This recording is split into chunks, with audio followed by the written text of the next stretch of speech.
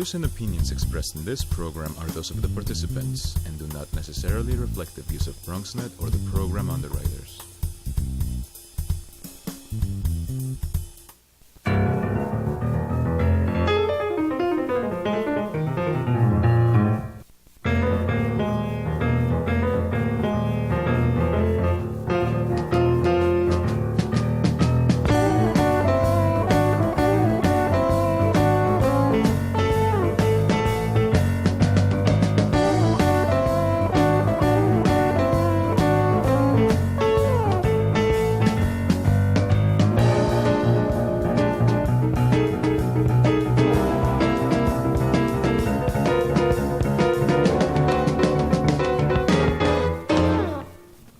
Good evening and welcome to Bronxtalk.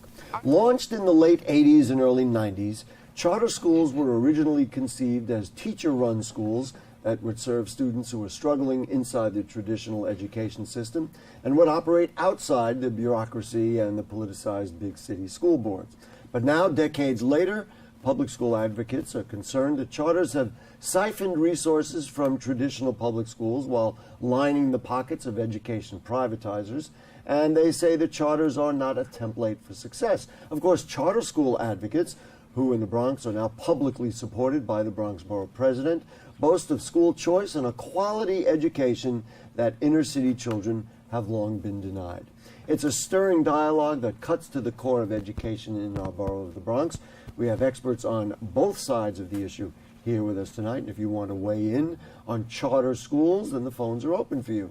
Call 718-960-7261 or send an email to us at bronxnet.org or post them on our Facebook page and we'll read them on the air during a future edition of our program. For the here and now, a Bronxite who is the Director of Development from the Harlem Link Charter School, Ms. Valerie Babb. Good evening. Thank you for joining us. How are you? And the New York City Campaign Coordinator for the Alliance for Quality Education, it is Maria Bautista. Good evening and thank you for joining us. Thanks, Gary. Ms. Babb, let's start with you, and just a very basic question. Why do we need charter schools, and why do you think the model that we have is a viable answer to improving education in the Bronx and in the city of New York? That's a great question, Gary. Why do we need charter schools? I think that's something that if you take a look back at the way that school systems were run before school community boards were disbanded, many people who lived in certain zip codes felt like their schools weren't the sort of schools that were going to give their kids the best education. Before charter schools existed, what many people would do was pretend as if they lived someplace else where there was, perceived to be a better zip code, and they would allow their children to, or they would finagle the system so that their children could go into those schools. So, for instance, I grew up in Harlem. In Manhattan, when I grew up in District 6. When people found out that PS9 was a great school on the Upper West Side, they had their mail forwarded, they, got P.O. boxes and things of that nature to be able to have their an address that would say that they lived on the Upper West Side so their children could get to that school. And I figure if you're all in Manhattan and those schools are all Department of Education schools, you shouldn't feel like if your zip code is 130 or 131, you're going to have a subpar education. But if you're a few blocks up at the Upper West Side, you're going to have a better education, and they're all in the Department of Education. But why charter schools? Why this format of a school that is a public school technically, but generally privately managed and operated?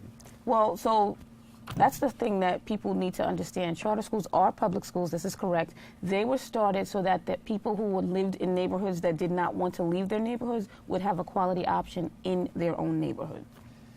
And are you satisfied right now with the model that is out there? For example, your charter school, the Harlem Link Charter School? So I like my school because it's an independent charter school, which means it's a standalone school. It's not a part of a large network or multi-campus schools. I know that oftentimes when people think of charter schools, they don't think that they're standalone schools that are independently run and of the community, and that's simply not the case with our school. There are schools that are multi-campus or networks, and they do what they do. Independent schools do what they do. I think ultimately the choice lies with the parent or the guardian who places the children in the schools to find out what's the best fit for their child. Are we on the way to privatizing public education? Something came out that Campbell Brown said, you know what, we ought to do away with the public school systems as we know it because, as you have documented, and many parents certainly know, yes, we have tried to get our kids out of this school and put them in that school. Right. But is this really the direction that we're going? I don't believe so. You don't think so? I don't You don't believe think this is the beginning, you know, kind of the tip of the iceberg, and that's the way we're going? Well, I'm curious as to why people continue to pose that question to charter schools when there are choice districts that already exist in the public school, district schools. So District 1 in the Lower East Side, District 3 on the Upper West Side. Those are choice districts where parents have the opportunity to choose between different schools in that district and not just go to their zone school. We're going to bring Ms. Bautista into the conversation in a moment. I mean, I'll tell you why the question gets asked and why I asked the question is because many of these charter schools are operated by people who are, run for profit organizations. Right. Many of people like Deion Sanders or Andre Agassi are now funding charter schools. These are very private people and not, people who have private enterprises, and they are using that as one of the pieces as a nice tax donation off their private enterprise. Okay, so when the Broad Foundation gives an award to a district school on the Upper West Side, what's the difference? It's still private dollars that is going to a school. What's the difference? Ms. Bautista, here's an opportunity to avoid stifling bureaucracy, they say, provide school choice for parents, offer success-driven curriculums for students who have gotten lost, as Ms. Babb has documented. Here's a quote from one charter school's mission. We teach kids science 5 days a week. We teach them to love learning, to strive for excellence, to aim for college. Don't we want that? It sounds beautiful. It sounds beautiful and wonderful, but the reality is that charter schools don't serve 100% of the children, right? The reality is that 90% of the children that live in New York City are attending public schools. And traditional public schools. Traditional public schools. And I think we do need to be clear about this public traditional schools as opposed to charter schools, which say they receive public funding, but they're privately managed. And so I think there's this issue of, and this might not apply necessarily to standalone charter schools, but the big conglomerates, right? They are privately managed. They're able to shut down schools and have political rallies, use children as political pawns, and so without any accountability, right? Without having to answer to the public about why they're closing down their schools to have political rallies, right? Well, let me just pursue that. We'll certainly give you an opportunity to respond to that. Are there two kinds of charter schools then? One that you may be more comfortable with, like, for example, the one that Ms. Babb is talking about that's a standalone that may not be funded in the same way that I was talking about that some of the famous people are funding, but are run in a different manner and supported in a different way, versus the ones that come out of big conglomerates, Success Academy, and some of the others? I think they're absolutely different, right? I mean, we're a standalone school like yours is, they're 1 in a million, right? I mean, we're just looking at the charter trends, and it's not your charter schools, the ones that are being approved by SUNY and the Board of Regents, right? It's these big conglomerates, these corporate-backed charter schools are the ones that are opening their doors and that the city has to grant space to. So let's address this issue first, and we'll go to other issues. This whole idea that funding for public schools are being transferred, I'm guessing that's what your assumption is, from traditional public schools, and those schools that are, they say are underfunded and overcrowded are not receiving funds that are going to charter schools. Yes, at every level, at the city level, at the state level, at the federal level, we're seeing more and more funds being siphoned from traditional public schools and into these charter schools, which are privately managed. And the reality is that here in New York State owes our public schools $5 billion. And so when you talk about schools in communities like Harlem, right, which Harlem, Washington Heights, District 6, is where CFB was launched, right? That's the campaign The for campaign for fiscal fiscal equity. folks I'm that so don't sorry. know. Yes, and that's where it was launched. And Right. Robert Jackson, a parent on the school board at the time, noticed the difference, right? The difference of the funding that the schools in Scarsdale get as opposed to schools in Harlem. And so Right. we're looking at the systemic neglect. You're saying it's the same process. Now, we certainly want to give you a chance to respond Right. to a couple of things. Well, I mean, I think that's a really good point. And I know, Robert, we've had some differences on issues, and one of the things that we both came to realize is that if the schools in Scarsdale are getting this funding and it's not coming to public schools, it's unfair, right? It's also unfair that schools would exist within the same Department of Education system and be unequal. So there's no reason. So the unequalness started way before charter schools even came about.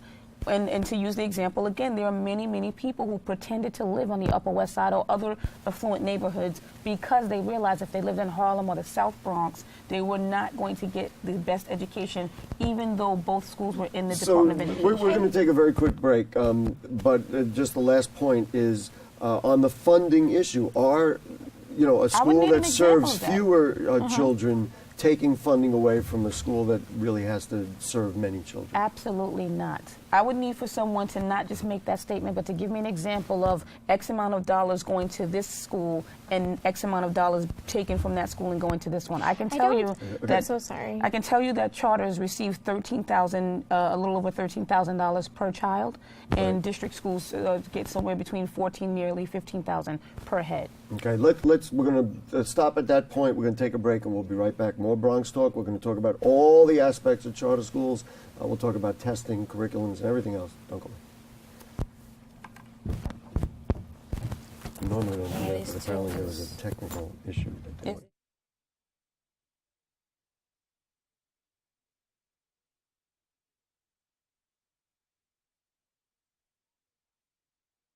Impact the community, not just look back on where I came from, but to reach back to where I came from and pull some people up with me. My name is David, and I am your dividend. Okay, we're back with you on Bronx Talk. We're talking about charter schools, and Maria Bautista from the Alliance for Quality Education had a response to the idea of funding. Yes, And then we'll I move think, to I think another we're question. absolutely on the same page, right? That it is unequal. I would say it's inequitable, right?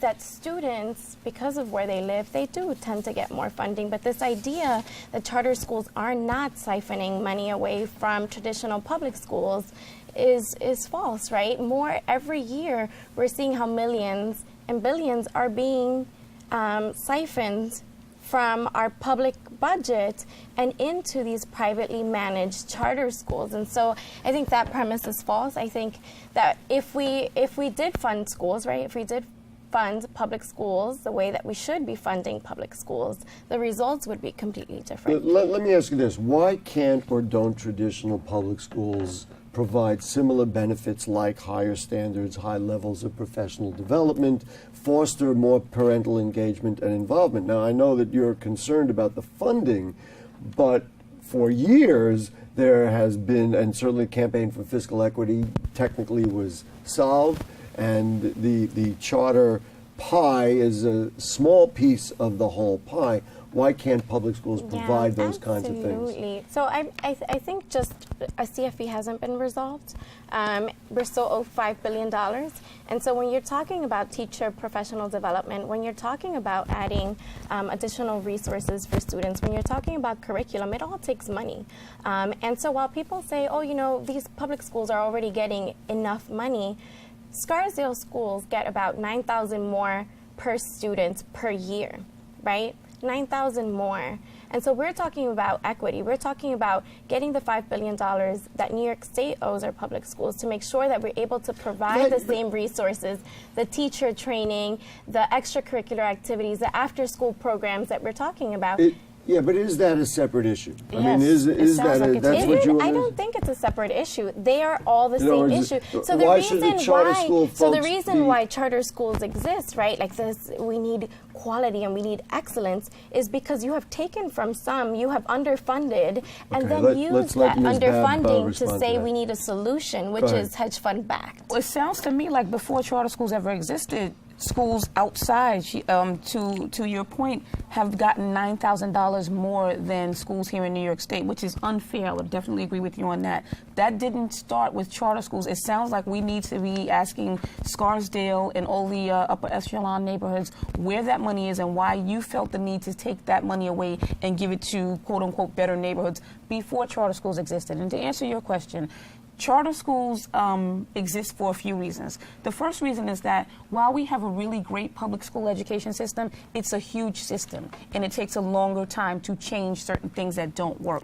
So, for instance, you read a quote about what a school's mission was. Some of that just happens to be a part of autonomy and finding out that if a certain curriculum doesn't work, you change that to kind of fit who is now coming into your school. With Department of Education schools, there are many principals who want to do that, but they don't have the permission to do it. Of so course, to speak. the charge is that charter schools handpick who they want. That they they don't accept English language learners Right. as well as people who are in special Are education. there schools that are guilty of that? Absolutely. For me to sit here and say that every charter school is perfect and we all do everything right would be incorrect and it would be a lie. What I can say to you is that lotteries are real. What I can say to you is that oftentimes what gives us not the best light is that we probably made a mistake by not being more communicative with the communities that we settled down into. I definitely agree with that. And sometimes when you're in something, you have to step away and look at what you could do better. Charter schools did not. Would they do better? Would they do now? Maybe you and your individual school, Right. But when you're dealing with larger conglomerates and are pretty well set in their model, they may not be ready to be as mobile and as but adjusting they as still you're have to willing answer to their authorizer. So it's false to believe that they can do whatever they want and not be shut down. They have to answer to an authorizer, and if they do not perform or meet the standards that they say that they're going to meet, then they have to deal with the authorizer. If parents complain that their children are not being given access to those schools, they have the right to complain to their authorizer. Ms. Bautista's I believe jumping out of her skin. There is an here. article today on Chalkbeat saying, that these schools aren't meeting the enrollment numbers that they need to meet, right? And that SUNY, right, the head person at SUNY just said, State University of New York. we don't know if we're going to be able to hold them accountable, right? And so this idea that authorizers are holding charter schools accountable, especially the conglomerates. I'm not talking. I'm not Like you're addressing talking about the networks. standalone schools, right? But the reality is that they do have the autonomy, and they've used this autonomy to not accepting to blatantly discriminate against English language learners, to discriminate against special needs students. They don't backfill. There's just a study that came out that at EVA schools, they suspend elementary school students 7 times more than traditional let me public ask you schools. something. This is what autonomy means for You're charter a schools, parent- the conglomerates. You're a parent in the Bronx. And frankly, you don't care about either side. All you care about is your child, and you want your child to get a quality education. You evaluate the range of options. Wouldn't you be desperate to try and get your child into a charter school? That's really real. And they bank on that desperation, right? So you make sure that schools aren't successful, that they're under-resourced, that they're failing. And then you do then better. you come up with That's a this horrible this suggestion. right solution, right? And it's the systemic neglect is really important to address, and many times we don't address that. Right. I would agree with that. Ms. Babb, neglect is never right. Let's just talk about this idea of testing. Now, there are many people who have said, you know what, my schools are over-tested. My children are over-tested. They're requiring all these things. Everything we do is a test. In order for a charter school to exist, they need to test because it's the only way they can offer accountability. Are all charter schools designed to make sure that the numbers work, and therefore you could not have one unless you had testing. Well, don't all the schools in the public system test and Well, they take the state do, exam? and so the question is that a trend that people like and a good trend, or a trend that, you know... It's a trend that, quite frankly, many parents are backing off of. This year alone, in April and May, we had the highest number of parents who opted out to take the So state does exams. that kind of get in the way of the charter school mandate to prove that there's accountability, because you've got to do that as part of the charter? Does it get in the way? I think it gets in the way of any school that does not, that has a higher amount of children who are opting out, because that's the measure by which we all decide how well or not well the kids are doing. I do want, before time gets running away, I want to talk to our friend Bob from Riverdale, who has called in, and he always calls in about educational issues. So, hi Bob, how are you? How are you, Gary? How are the Mets doing? The Mets are doing great, but that has You nothing love to do that, with don't this you? show. Okay. I do. I'm As very you know, happy. Gary, I was one of the most involved parents in the city, all the way up to the Chancellor's Parent Advisory Council. I'm going to give you a story of a District 10 school. Make it a short story. Okay. We had a parent say that the school failed her when she went there. Then the same school was now failing her child. That was 20 years ago. The school now is probably failing her grandchild. So what's your Why point? can't the city get it right? So what you're saying is, so are you saying that you like the idea of charter schools because it gives parents an option, a viable option, or are you saying you're frustrated because, goodness gracious, you wish they'd square it away in the public schools? Gary, I Traditional was schools. always against charter schools, but now I believe they're a viable option, and our mayor should embrace them because he doesn't know what he's doing when it comes to education. Okay.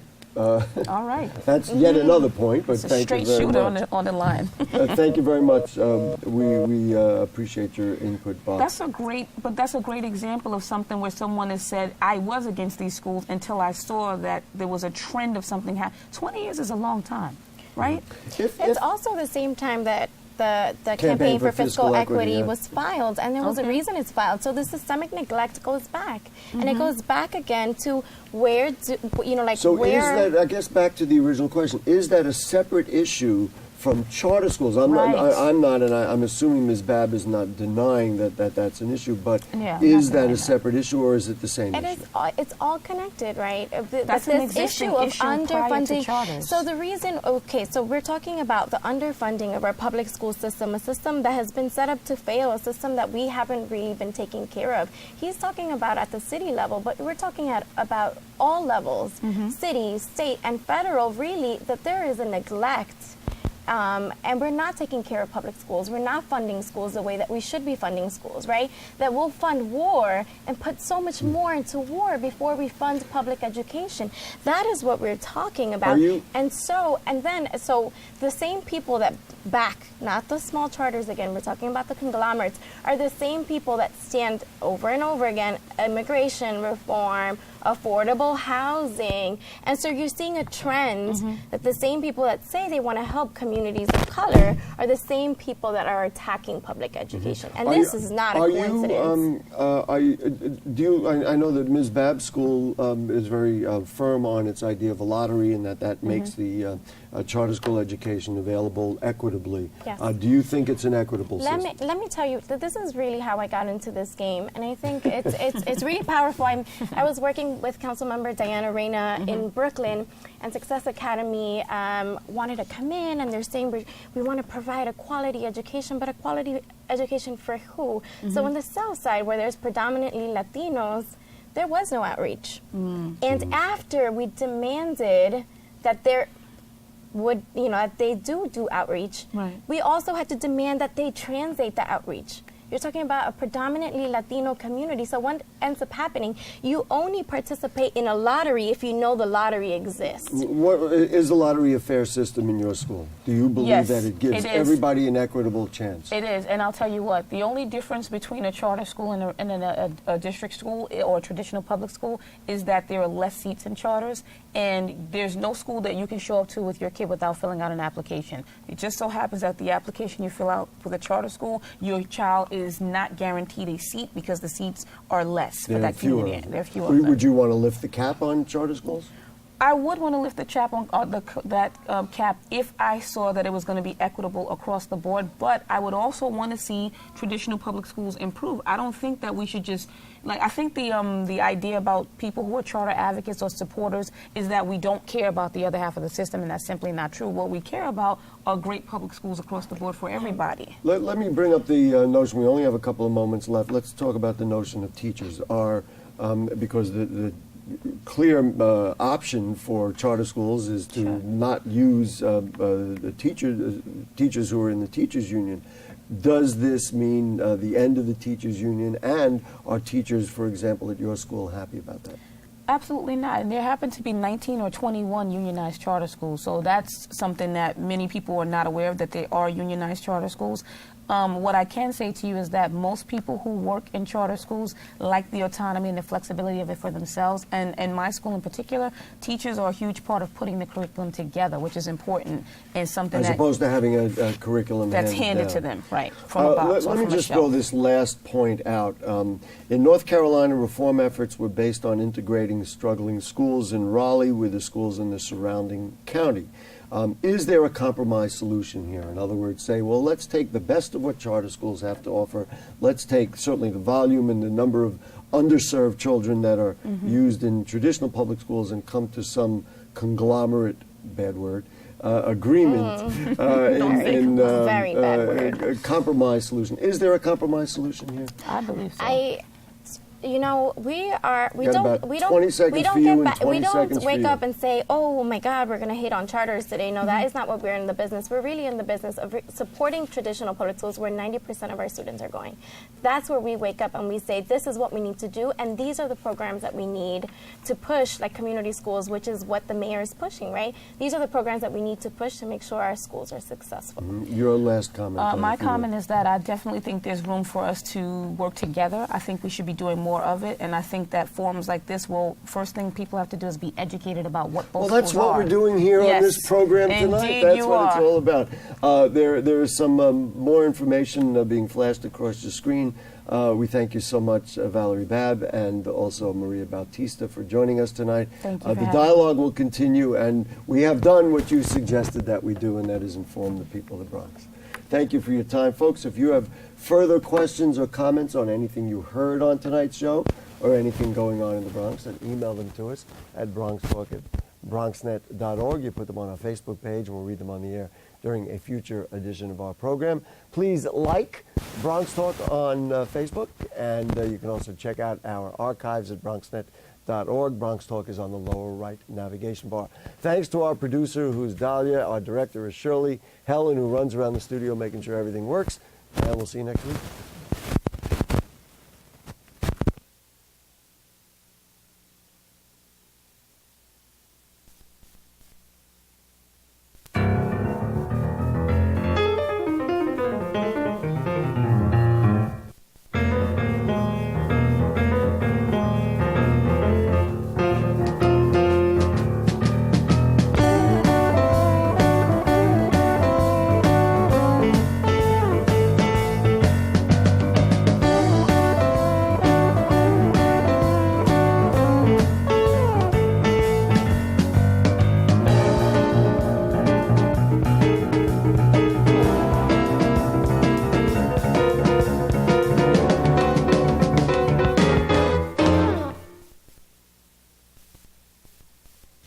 A single ember that escapes from a wildfire can travel more than a mile.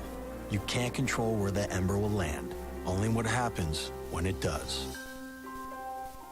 Get Fire Adapted now at fireadapted.org. And we're out. You got plans? You bet.